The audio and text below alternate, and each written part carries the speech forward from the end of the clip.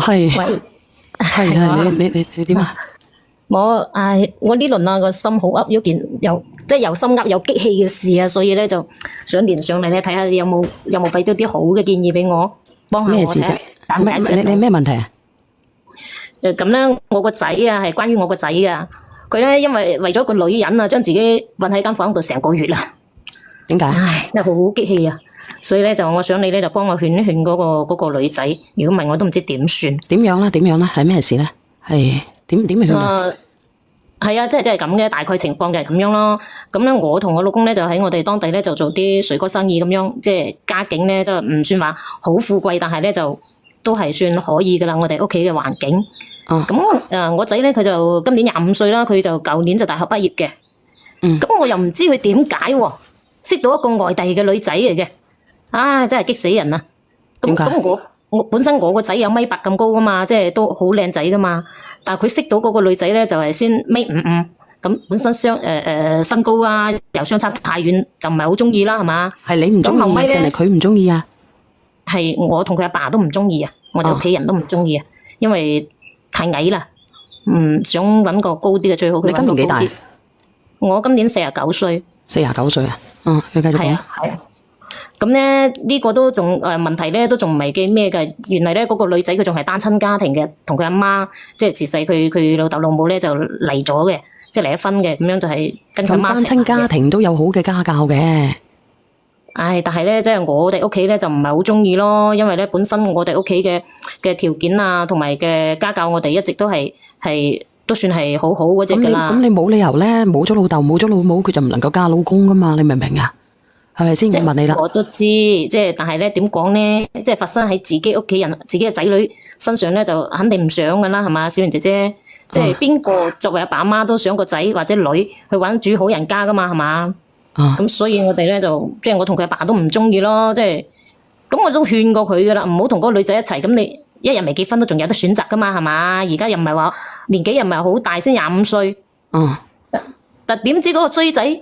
佢哋就即係話佢唔聽啦，又偷偷地喺埋一齊，而家仲有咗 BB 添，都6個月我哋先知。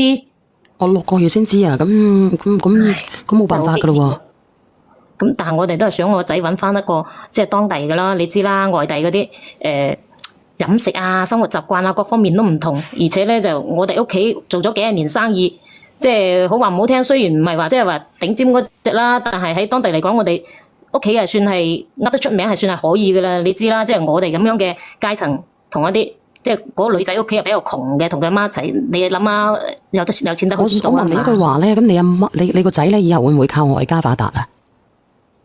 咁肯定唔會啦。我哋屋企都咁有錢啦，係咪先啊？都唔錯噶啦。咁既然家庭條件唔錯嘅，咁你個仔唔可以自由戀愛咩？你覺得？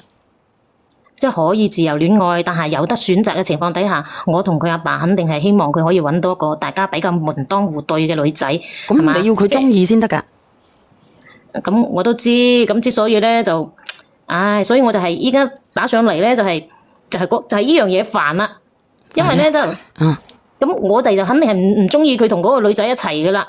咁所以咧就去揾咗嗰個女仔同佢阿媽咯，即係去到佢屋企咯。因為咧，你諗下，如果一個即係我都同你講，佢係單親家庭噶嘛，係嘛？你諗下，如果一個真係有家教嘅女仔，你明知道人哋嘅父母同埋屋企人都唔同意，咁你點解仲要同人哋有咗，然之後即係對方即係逼我哋同意咁嘅啫？而家就係即係攞個土嚟。咁佢係咪要逼你哋啊？一定要嫁俾你哋屋企啊？咁嗰個女仔就冇點講，但係咧，我仔咧就成日都話要同佢一齊。